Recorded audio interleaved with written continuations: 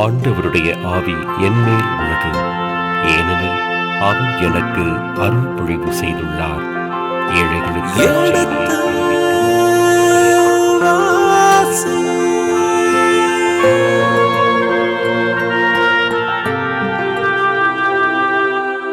எடுத்து வாசி.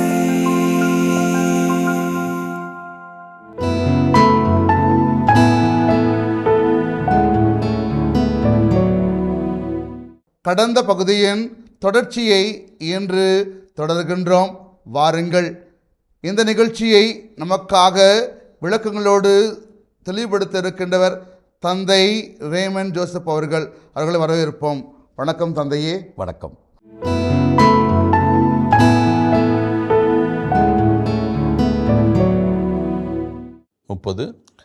அரசன் இவ்வார்த்தைகளை கேட்டவுடன் தன் ஆடைகளை கிழித்து கொண்டான். அவன் நகரமதில் வழியாக நடந்து செல்கையில் தம் உடம்பின் மேல் கோணி ஆடை அணிந்திருந்ததை மக்கள் கண்டார்கள். இதை கேட்கின்ற போது யாருக்கும் நிச்சயமாக கோபம் மட்டுமல்ல, ஒரு விரக்தி நிலை ஏற்படும். அந்த விரக்தியினுடைய அடையாளம்தான் ஆடைகளை கிழித்துக் கொள்வது.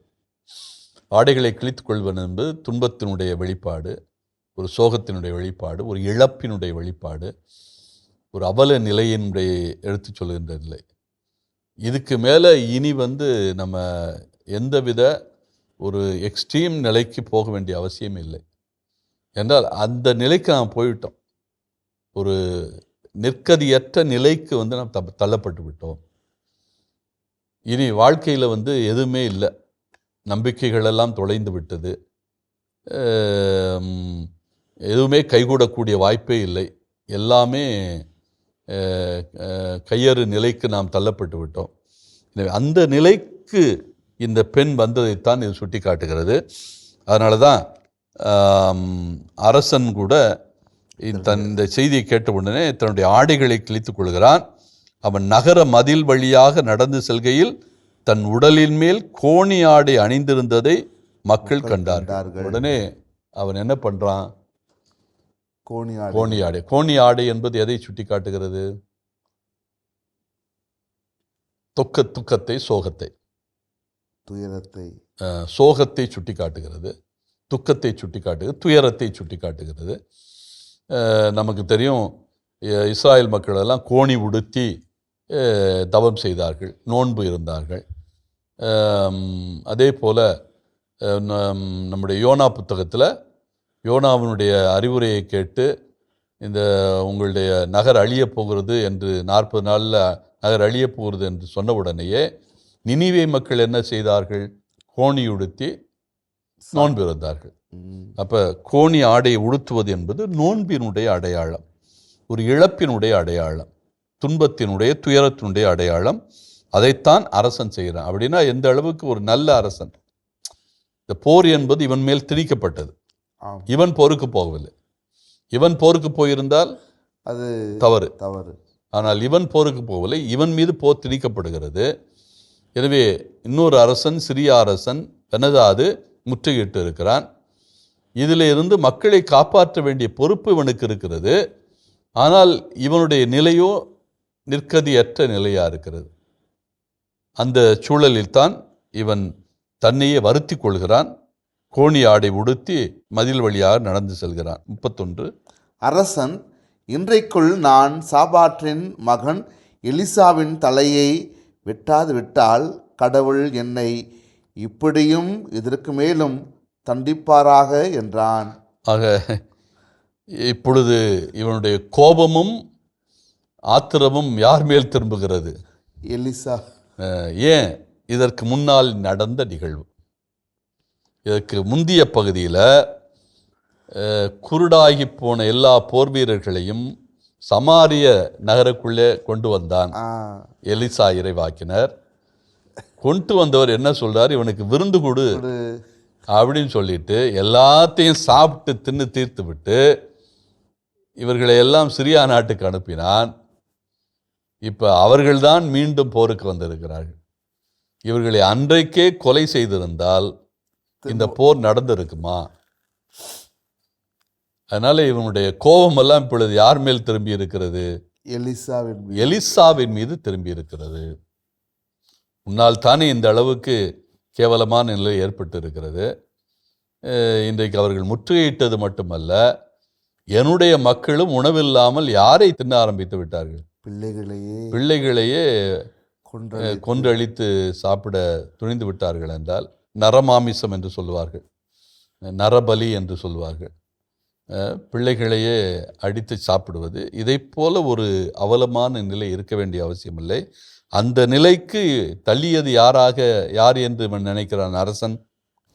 எலிசா இறைவாக்கினதா இந்த நிலைக்கு தள்ளுனா. அன்னைக்கே இந்த படைவீரர்களெல்லாம் நாம் கொன்றழித்திருந்தால் இந்த அவலநிலை நமக்கு ஏற்பட்டு இருக்காது.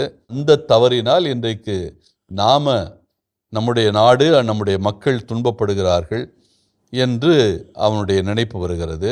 32ஆம் வசனம் வாசியுங்கள். அப்பொழுது எலிசா தம் வீட்டில் பெரியவர்களுடன் அமர்ந்திருந்தார். எலிசா தம் வீட்டில் பெரியோர்களுடன் அமர்ந்திருந்தார். எலிசா எப்போதுமே பயணம் செய்கின்ற ஒரு இறைவாக்கினர்.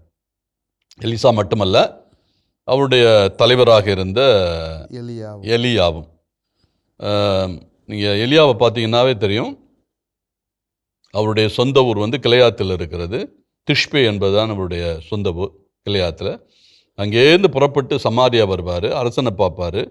திரும்ப அங்கேருந்து புறப்பட்டு யோர்தான் ஆற்றுக்கு போவார். அங்கே ஒரு குகையில் தங்குவார். திரும்ப அங்கேருந்து புறப்பட்டு சரேப்தா ஊருக்கு போவார். அது புனிசியா நாடு, மத்தியதரை கடற்கரையில் இருக்குது. அங்கிருந்து புறப்பட்டு மீண்டும் சமாரியா வருவார்.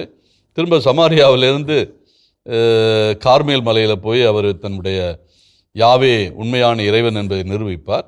அங்கேருந்து புறப்பட்டு கீழ் நோக்கி போவார். 40 நாட்கள் நடந்து ஏறக்குறைய சீனாய் மலைக்கு போவார், ஓரேப்பு மலைக்கு. அங்கே யாவையை சந்திப்பார். மீண்டும் புறப்படுவார். ஆபல் மேகோலாவில் எலிசாவை சந்திப்பார். அங்கிருந்து சமாரியாவில் பயணம் செய்ய, இப்படி அவருடைய பயணம் அந்த நாடு முழுவதுமே இருக்கும். அதே போல தான் எலிசாவும். நம்ம 5 அதிகாரங்களை கடந்து வந்திருக்கிறோம். முதல் அதிகாரத்திலேருந்து ஆரம்பிக்கிறது அப்படின்னா 6வது அதிகாரம். 5 அதிகாரங்களை கடந்து இது 6வது அதிகாரம். இது 5 அதிகாரங்களிலும் இவருடைய பயணம் நாடு முழுவதும் இருக்கிறது. எந்த அளவுக்கு என்றால், அரண்மனையிலும் இருப்பார், ஆண்டி வீட்டிலும் இருப்பார். அதான் எலிசாவினுடைய சிறியவர்களிடம் பேசுவார், பெரியவர்களிடம் பேசுவார். இப்போ பெரியோர்களிடம் பேசி கொண்டு இருக்கிறார், சிறியவர்களிடமிருந்தும் பேசுவார். ஆக பாகுபாடற்ற சமநிலையை பேணுகிற இறைவாக்கினர்கள் இந்த எலியாவும் எலிசையும் என்று சொல்ல வேண்டும். அந்த நிலையில் தான் இப்பொழுது வீட்டில் இருக்கிறார். இந்த வீட்டில் என்றால் எங்கே இருக்கிறார்னா சமாரியாவில் தான் இருக்கிறார். சமாரியாவில் தங்கி இருக்கிறார். அவர் சமாரியா, தோத்தான், இந்த 2 இடங்களில் மாறி மாறி இருக்க வாய்ப்பு இருக்கிறது. இப்பொழுது அவர் சமாரியாவில் இருக்கிறார். என்றால் அரசன் உடனே வருகிறார், இவரை சந்திப்பதற்கு வருவான். அப்படின்னா அவர் சமாரியாவில் இருந்தால்தான் வர முடியும். தோத்தானில் இருந்தால் வருவதற்கு வாய்ப்பில்லை. எனவே பெரியோர்களுடன் சமாரியாவிலே வீட்டிலே இருந்து அவர் உரையாடி கொண்டிருக்கிறார். அரசன் தமக்கு முன் ஒரு மனிதனை அவரிடம் அனுப்பியிருந்தான். தனக்கு முன் ஒரு மனிதனை அனுப்பியிருந்தான். ஏற்கனவே பார்த்தோம். 30ஆம் வசனத்திலிருந்து 31ஆம் வசனத்தில் எலிசாவினுடைய தலையை வெட்டாமல் நான் விட மாட்டேன். எனவே எலிசாவினுடைய தலையை வெட்டுவதற்காக ஒருவனை அனுப்புகிறான். ஒரு துணையாளனை அல்லது அவன் படைவீரனாக இருக்கலாம் அல்லது படைத்தலைவனாக இருக்கலாம். அவனை அனுப்புகிறார் தலையை வெட்டுவதற்காக. அவன் ஒரு தூதுவனாக வருகிறான். அப்போ அந்த தூதுவன், அரசன் இந்த தூதுவனை அனுப்பியிருக்கிறான். அதை யார் சொல்லுவது? அரசன் தனக்கு முன் ஒரு மனிதனை அவரிடம் அனுப்பியிருந்தான். அந்த தூதுவன் வருவதற்கு முன்னால் எலிசா என்ன சொல்றான்னு பாருங்க. அந்த தூதன் வருவதற்குள் எலிசா தம்மோடு இருந்த பெரியவர்களை நோக்கி, அந்த கொலைகார மகன் என் தலையை வெட்டும்படி இதோ ஒருவனை அனுப்பியது தெரியவில்லையா? ஆக ஒருவரை இந்த தூதுவன் எதுக்கு வர்றான்னா தலையை வெட்டுவதற்காக, தன்னுடைய தலையை. இதை பெரியவர்களிடத்தில் அப்படின்னா எலிசாவிற்கு நடக்கப் போவதை அறிந்து கொள்ளக்கூடிய அந்த தன்மை இருக்கிறது. முன்னாலே அறிந்து கொள்ளக்கூடிய தன்மை இருக்கிறது. இது மாதிரி நம்ம நிறையா பார்க்குறோம். போர் நாட்டிலே போர் நடக்க போவதே அறிவிப்பார், பஞ்சம் நடக்க போவதே அறிவிப்பார். பஞ்சத்தில் நிச்சயமாக பஞ்சம் நீங்கும், நீ 80 வெள்ளிக்காசுக்கு விற்க போகிற அந்த கழுதையினுடைய தலையானது நிச்சயமாக மாற்றம் இருக்கும், 1 வெள்ளிக்கு கோதுமையும் 1 வெள்ளிக்கு வார்கோதுமை மாவும் கிடைக்கக்கூடிய வாய்ப்பு இருக்கும் என்றெல்லாம் சொல்வார். இதெல்லாம் அவரால் முன்னாலே பின்னால் நடக்கப் போவதை முன்னாலே அறியக்கூடிய தன்மைகள். அப்படிப்பட்டவர்கள் தான் இறைவாக்கினர்கள், நடக்கப் போவதை முன்னுரைக்கிறவர்கள். அது மட்டுமல்ல, அது இறைவனுடைய வாக்கையும் அறிவிக்கிறவர்கள். எலிசேவை பொறுத்த மட்டில் அவருக்கு அந்த இன்ட்யூஷன் என்று சொல்வார்கள். பின்னால் நடக்கப் போவதை முன்னாலே அறிந்து கொள்ளக்கூடிய தன்மை. அவங்களத்தான் நம்ம விஷனரி அப்படிங்கிறோம். காட்சியாளர்கள்.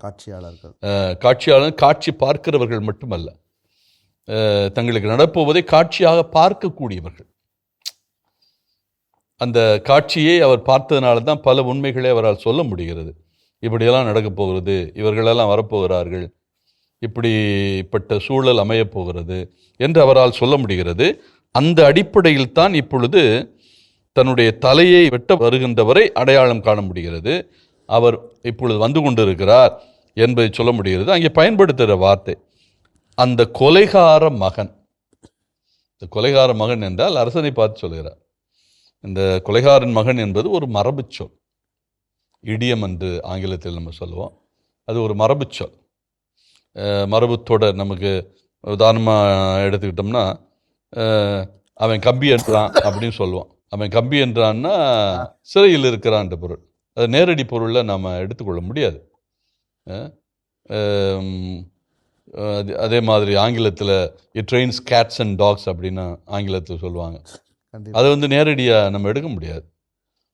இந்த ஹெவி ரெயின் அல்லது கனமழை பெய்கிறது, கடுமையான மழை பொழிகிறது அப்படிங்கிறத ஒரு இடியமேட்டிக் சென்டென்ஸு, மரபு தொடர். வார்த்தை அழகு சென்டென்ஸ்னா மரபு தொடர், ஒரு வார்த்தைனா மரபு சொல் என்று சொல்வார்கள். எனவே இது மரபு வழி வருகின்ற ஒரு சொல், சமூகத்தில் இருக்கிற மரபு வழி சொல்.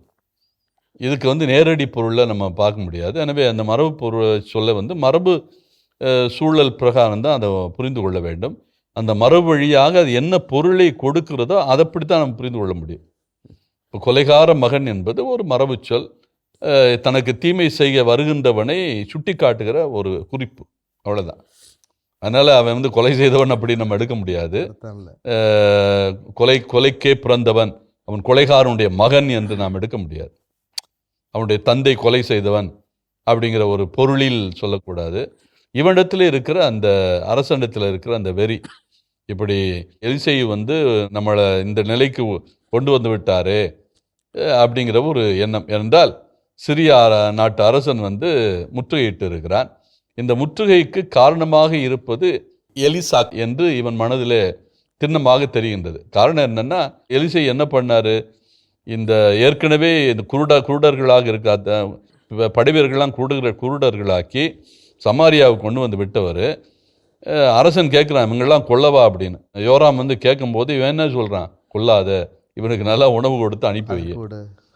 நல்லா உணவு கொடுத்து அனுப்பினவன் திரும்ப வந்துட்டான். அதனால இவனுக்கு அந்த கோபம், அந்த ஆத்திரம் இருக்கிறது. அப்போவே இவர்களை அழித்தொழித்திருந்தால் இவர்கள் இப்பொழுது நம் நாடுக்கு, அதுவும் நகரத்தை சுற்றி நமக்கு பிரச்சனை செய்ய மாட்டார்கள் என்கிற அந்த எண்ணத்தின் அடிப்படையில் இவன் ஒரு வேகத்தில் ஆளை அனுப்புகிறான். எனவே இந்த ஆள் கொலை செய்வதற்காக வருகிறார். அதனால் இவனை கொலைகார மகன் என்று சொல்வது ஒரு மரபு சொல் என்று தான் நாம் பார்க்க வேண்டும். தொடர்ந்து அத்தூதன் வரும்பொழுது அவன் உள்ளே வராதவாறு கதவை அடைத்து விடுங்கள், அவனை பின்தொடர்ந்து வரும் அவன் தலைவரின் காலடி ஓசையும் இதோ கேட்கிறதென்றோ என்றார்.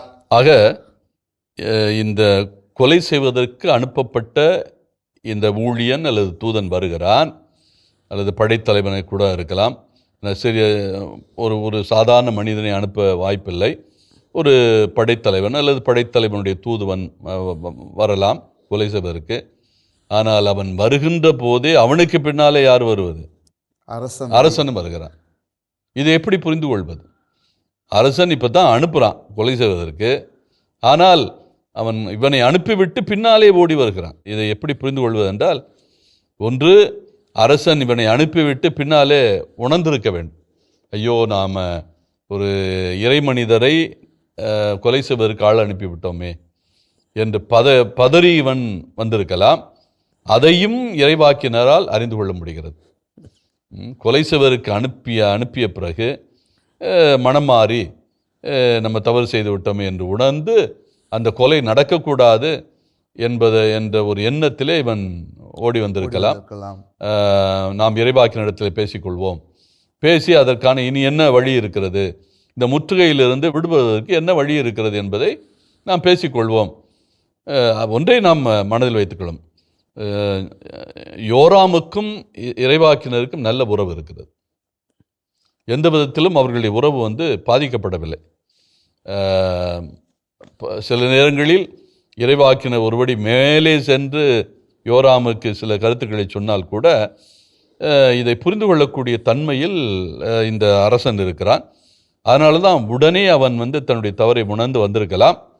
அப்படி தான் நம்ம, அல்லது இன்னொரு சிந்தனையில் பார்த்தோம்னா, அரசன் இறைவாக்கினர் இவன் கொலை செய்து விட்டானா என்று பார்ப்பதற்கு வந்திருக்கலாம். ஆனால் இந்த ரெண்டாவது கருத்துக்கு வாய்ப்புகள் வெகு வெகு குறைவு. நிச்சயமாக இறைவாக்கினர் இறக்கக்கூடாது என்கிற எண்ணத்திலே, இந்த நிகழ்வு நடக்கக்கூடாது என்கிற நோக்கத்திலே இவன் ஆள் அனுப்பிய பிறகு மீண்டும் மனம் மாறி இதை தடுப்பதற்காக வந்திருக்கலாம். அப்படிப்பட்ட சூழலைத்தான் நாம் இங்கே பார்க்க முடிகிறது. தொடர்ந்து 33. இவ்வாறு அவர் அவர்களுடன் பேசிக்கொண்டிருக்கையில் அரசன் அவரிடம் வந்து சேர்ந்தான். ஆக எலிசா எல்லாவற்றையும் உணர்ந்து பேசுகிறார். என்னென்ன நடக்கிறது என்பதையும் சொல்லுகிறார். அப்படி சொல்லி கொண்டு இருக்கின்ற போது அவர் சொன்னபடி அரசனும் வந்து செல்கிறான். அவர்கள் பெரியோர்களோடு எலிசா பேசி கொண்டு இருக்கின்ற போது அரசன் அங்கே வந்து சேர்கிறான். அப்பொழுது அரசன் என்ன சொல்லுகிறான் என்கிற வார்த்தை அதை தொடர்ந்து வருகின்றது. அப்பொழுது அவன், இந்த தீமை ஆண்டவரிடமிருந்தே வருகிறது. அப்படி இருக்க ஆண்டவருக்காக நான் இன்னும் ஏன் காத்திருக்க வேண்டும் என்றான். இது தீமையை அனுப்புகிறவர் ஆண்டவர் அப்படிங்கிற ஒரு கருத்து. ஆனால் இறையியல் சிந்தனைப்படி இறைவன் நன்மையை அனுப்புகிறவர், நல்லது செய்கிறவர், தீமையை வெறுக்கிறவர். அவர் தீமையை அனுப்ப மாட்டார், ஆனால் சோதிப்பார்.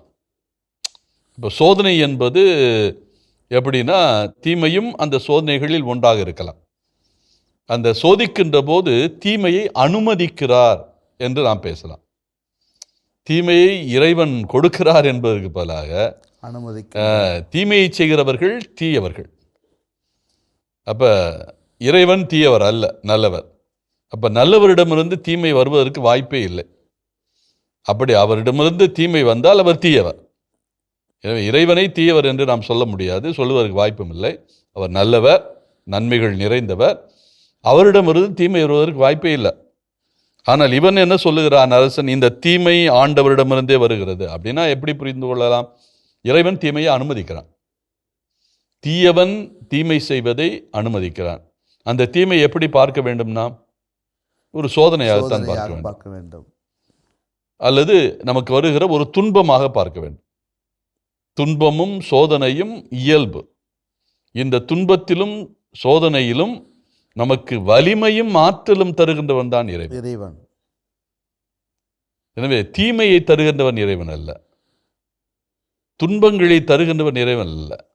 ஆனால் அந்த தீமைகளையும் துன்பங்களையும் நாம் சந்திக்கின்ற போது அதற்கான வலுவையும் ஆற்றலையும் தருகின்றவன் தான் இறைவன் என்ற பார்வை நமக்கு இருக்க வேண்டும். அந்த அடிப்படையில் தான் இந்த தீமை ஆண்டவரிடமிருந்தே வருகிறது என்கிற அந்த சிந்தனை. நம்ம பழைய ஏற்பாட்டில் அவர்களுடைய கால சூழல் படி தான் சிந்திக்கிறாங்க.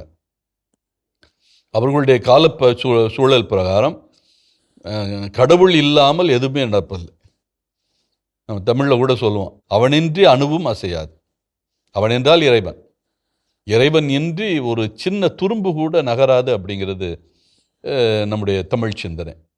அப்படின்னா எல்லாவற்றுக்கும் அவன்தான் காரணமாக இருக்கிறான், எல்லாவற்றுக்கும் அவன்தான் மூலமாக இருக்கிறான். அந்த அடிப்படையில் தான் பல பேர் என்ன பேசுவாங்கன்னா, துன்பமும் துயரமும் வேதனையும் கடவுளிடமிருந்தான் வருகிறது, தீமையும் கடவுளிடமிருந்தான் வருகிறது, இறப்பும் தீமை. இந்த உலகத்தில் எது நமக்கு வேண்டாமோ அதெல்லாம் நாம் தீமை என்று சொல்வோம். அதையும் கடவுள் நமக்கு தந்து சோதிக்கிறார் அப்படிங்கிற ஒரு சிந்தனை இருக்கிறது. ஆனால் ஒரு காலம் கடவுள் தீமை செய்கிறவர் அல்ல, தீமையை மனதால் நினைத்து கூட பார்க்கிறவர் அல்ல. அந்த சிந்தனையே அவரிடத்தில் இல்லை என்றால் அவர் நன்மைத்தனத்தினுடைய ஒரு ஒட்டுமொத்தம். Is a perfect being. Is a perfect being. பர்ஃபெக்ட்னா எந்த விதத்திலும் ஒரு குறைபாடு நாம் அதில் பார்க்க முடியாது. அதுதான் அவருடைய இயல்பு. இறைவனுடைய இயல்புகளில் முக்கியமானது இந்த பர்ஃபெக்ட், அதாவது நிறைவு. அப்போ நிறைவாக இருக்கிற இடத்துல எப்படி ஒரு குறை இருக்க முடியும்? தீமை என்பது குறை, தீமை என்பது குறை. இந்த குறை உடையவராக இறைவனை பார்ப்பது சரியான பார்வை அல்ல. ஆனால் இங்கே அவர்கள் காலத்தில் இருந்த சிந்தனை என்னவென்றால், எல்லாவற்றுக்கும் இறைவன் தான் காரணம், தீமைக்கு கூட இறைவன் தான் காரணம். அதனால தான் அவன் சொல்கிறான், அப்படி இருக்க ஆண்டவருக்காக நான் இன்னும் ஏன் காத்திருக்க வேண்டும்? நான் இன்னும் ஏன் இறைவன்கிட்ட போய் என்னை காப்பாற்றுன்னு சொல்லணும்? அவரே தீமை அனுப்பும்போது நான் ஏன் அவர்கிட்ட போகணும்? இது மனிதர்கள் கூட பல நேரங்களில் ஏதாவது ஒரு தீமை நிகழ்ந்து விட்டால், கடவுள் ஏன் என்னை இப்படி துன்புறுத்துறாரு? நான் கோயிலுக்கு போகிறேன், நான் ஆண்டவனை வேண்டிக் கொண்டே இருக்கிறேன், அப்படி இருந்தும் எனக்கு கடவுள் ஏன் இவ்வளவு சோதனைகளை கொடுக்கணும், இவ்வளவு துன்பங்களை கொடுக்கணும் அப்படின்னு சொல்லுவதை பார்க்கிறோம். நான் இனிமேல் கோவிலுக்கே போக மாட்டேன், நான் இனிமேல் கடவுளை நினைக்க மாட்டேன், கடவுளை பற்றி சிந்திக்க மாட்டேன், எனக்கு கடவுளே தேவையில்லை.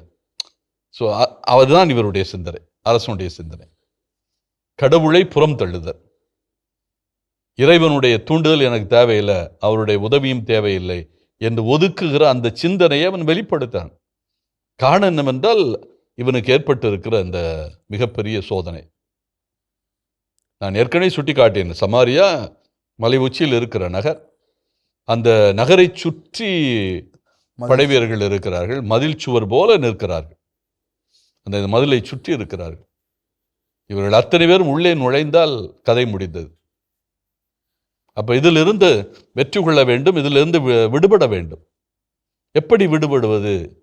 இவனுக்கு அவனுடைய மூளை அது வேலை செய்யலை. அதனால தான் ஒரே குழப்பத்தில் இருக்கிறான். இந்த குழப்பத்திலிருந்து அவன் விடுதலை பெற வேண்டும்.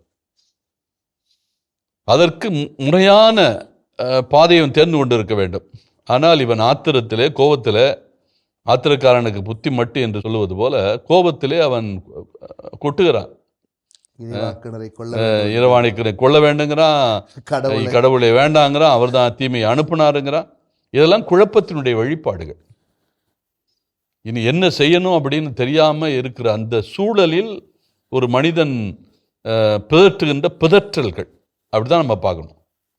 எனவே இந்த அரசன் யோராம் இந்த அளவுக்கு பிதற்றுகின்ற ஒரு சூழலை நாம் பார்க்கிறோம். இந்த நிலையில்தான் இந்த அதிகாரம் முடிகிறது, 6ஆம் அதிகாரம் முடிவுக்கு வருகிறது. இதன் தொடர்ச்சியை அடுத்த பகுதியிலே தொடர்வோம். அதுவரை இணைந்திருங்கள். இயேசுவுக்கே புகழ், இயேசுவுக்கே நன்றி, மரியே வாழ்க. வடநாட்டு அரசர் யோராம் அவர்தான். சிரியா இவர்களை படுத்துகிற பாடு நாம் ஏற்கனவே சுட்டி காட்டினோம். சிரியாவினுடைய அந்த போன் ஆஃப் கண்டென்ஷன் நிச்சயமாக கிளையாது. ஆனால் அந்த நிலையிலும் மன்னன் அவன் இறைவாக்கினரோடு நல்லுறவில் இருக்கிறான், அவருடைய உதவியை நாடுகிறான், அவருடைய உதவியும் இவனுக்கு தேவைப்படுகிறது. ஆனால் அவனுடைய சிந்தனை எப்படி இருக்கிறது?